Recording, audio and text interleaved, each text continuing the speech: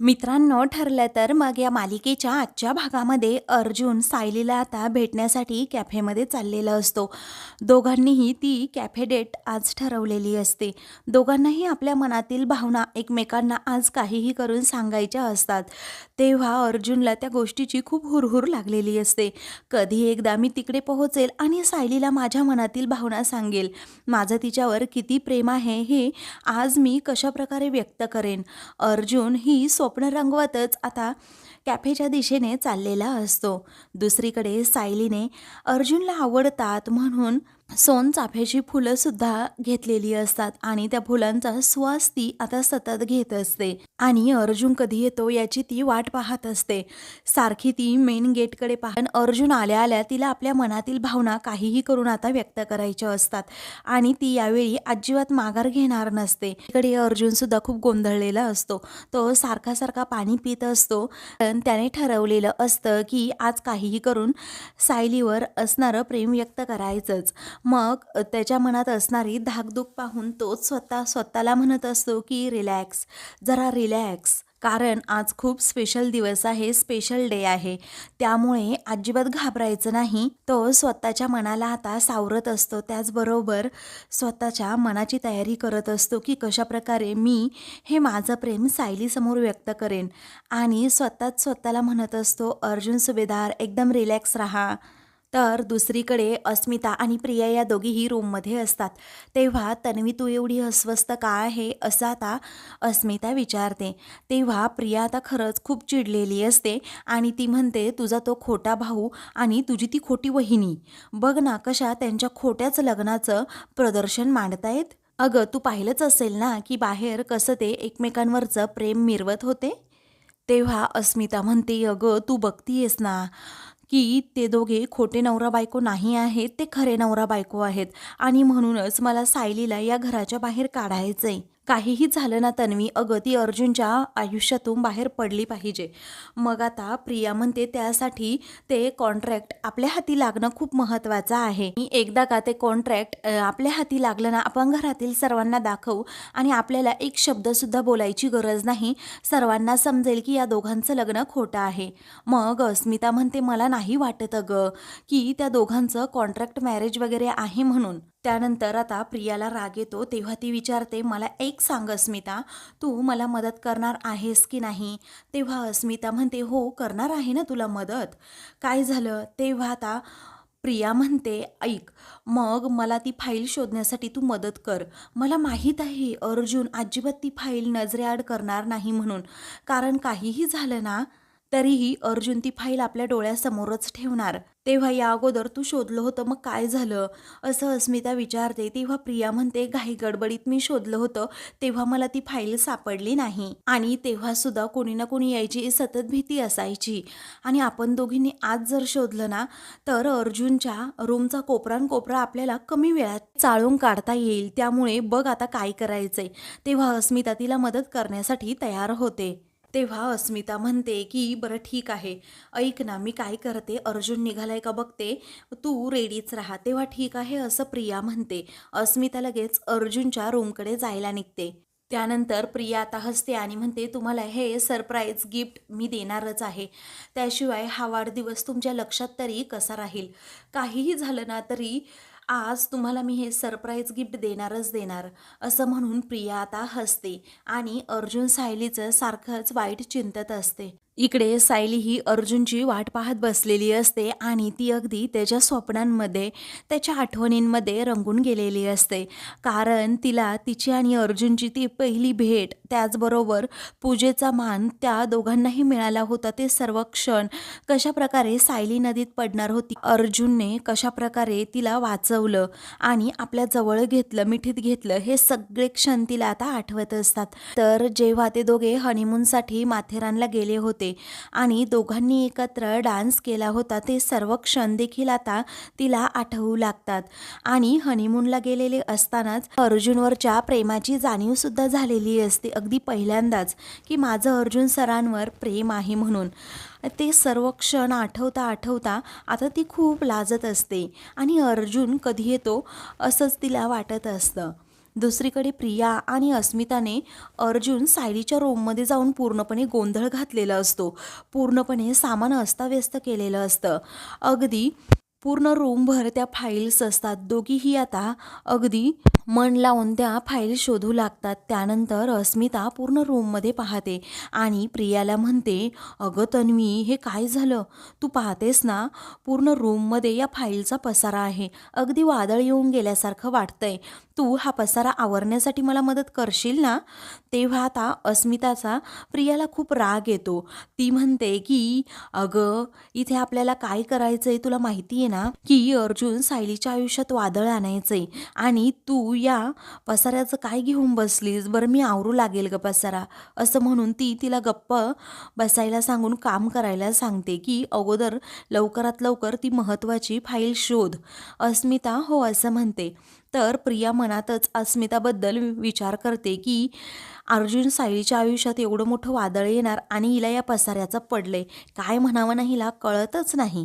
तर दुसरीकडे आता अर्जुन कॅफेकडे चाललेला असतो. तेव्हा अर्जुनला आता त्या दोघांनी एकत्र घालवलेले सर्व क्षण आठवू लागतात की कशाप्रकारे मी सायलीच्या एवढा अगदी अखंड प्रेमात बुडावलं आणि त्याचबरोबर आम्ही दोघांनी एकमेकांची घेतलेली ती काळजी, एकमेकांबद्दल वाटणारं ते प्रेम आणि एकमेकांबद्दल वाटणारा तो आदर, हे सगळ्यातूनच माझं प्रेम सायलीवर आहे हे मला कधीच समजलंय.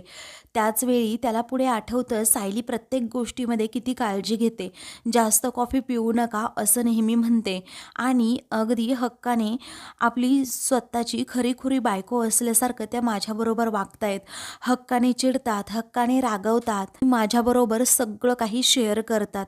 हे सर्व अर्जुनला आता आठवत असतं आणि हे सगळ्या आठवणी आठवत असतानाच त्याला कळत नाही की आपण गाडी थांबवून हे सगळं करतोय आणि म्हणूनच मागचे गाडीवाले सतत हॉर्न देत असतात.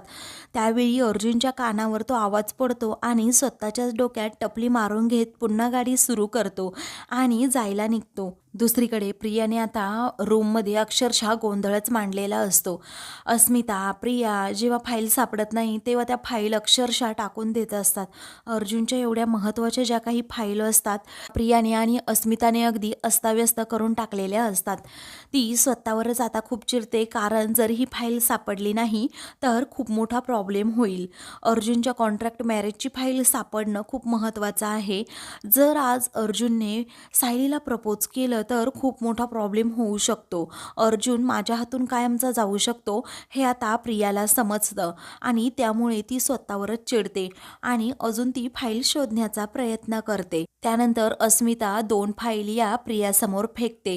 तेव्हा आता त्या फाईल पाहून प्रियाला जबर धक्काच बसतो, कारण त्यामध्ये आता ती इम्पॉर्टंट फाईल असते आणि ती फाईल पाहून प्रिया तर शॉकच होऊन जाते, कारण ती जी फाईल असते ना ती फाईल असते अर्जुन सायलीच्या कॉन्ट्रॅक्ट मॅरेजची.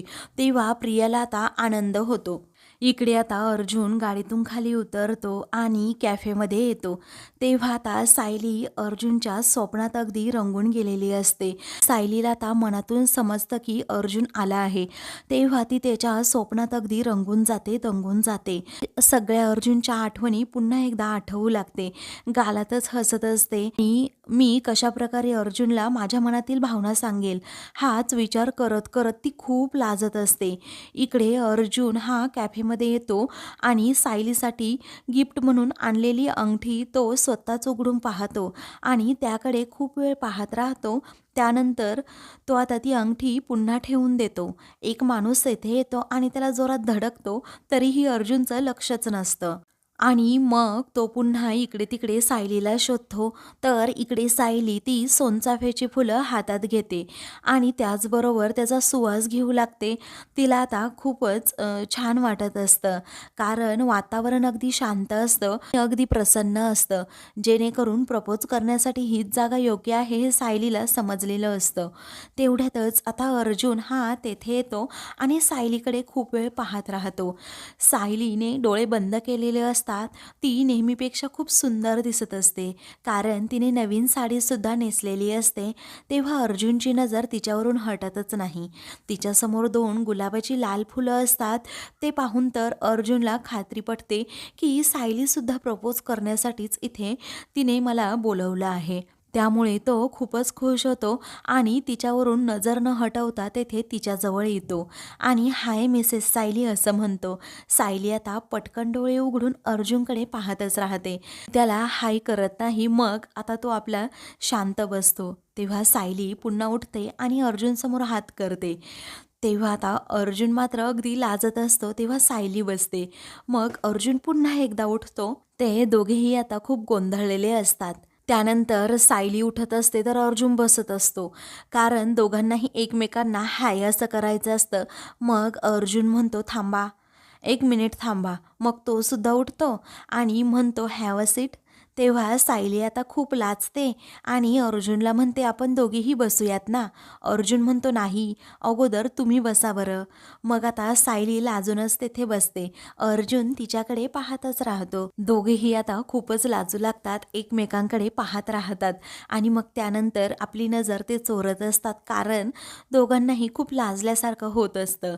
आता अगोदर कोण सांगणार ह्याचाच विचार ते करत असतात. मग दोघेही आता धीर एकटवतात आणि लगेच एकत्रच बोलू लागतात. मला तुम्हाला असं म्हणून ते दोघे एकमेकांकडे पाहतच राहतात.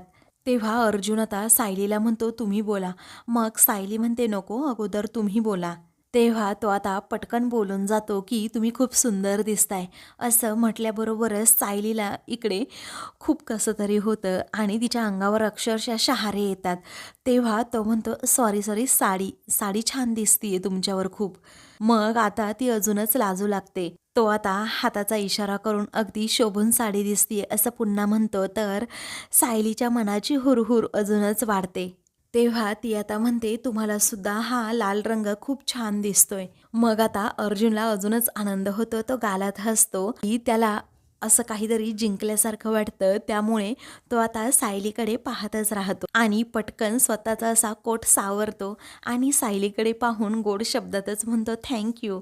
त्यानंतर तो मोबाईल बाहेर काढून ठेवतो आणि म्हणतो हे कॅफे आहे ना, ते अगदी छान तुम्ही सिलेक्ट केलंय. मग आता सायली लाजतच हो असं म्हणते. पुढे आता तो म्हणतो हे कॅफे ना अगदी रोमॅन्टिक आहे. म्हणजे इथलं वातावरण अगदी रोमॅन्टिक आहे. तेव्हा सायली त्याच्याकडे पाहतच राहते. मग अर्जुन म्हणतो आय मीन इथे जास्त गर्दी नाहीये. इथे वातावरण खरंच खूप शांत आहे. मला खूप आवडलं. असं म्हणून तो सायलीवरून नजरसुद्धा हटवत नसतो. तेव्हा सायली आता म्हणते की म्हणूनच मला इथे यायचं होतं. म्हणजे कसं ना अगदी शांतपणे आपल्या दोघांनाही एकमेकांबरोबर बोलता येईल आणि वेळसुद्धा अगदी छान प्रकारे घालवता येईल ना म्हणून. तेव्हा तो म्हणतो एक्झॅक्टली इथे आपल्याला आता कोणीही डिस्टर्ब करणार नाही आणि करूही शकत नाही. कारण आपण अशा निवांत ठिकाणी आहोत ना, इथे कुणीच येऊ शकत नाही. पुढे आता तो अगदी शांत होतो आणि मग नंतर सायलीकडे खूप प्रेमाने पाहतो. सायली ही त्याच्यावरून नजर हटवत नसते. तेव्हा अर्जुन तिला म्हणतो मिसेस सायली मला तुमच्याबरोबर खूप इम्पॉर्टंट बोलायचं आहे.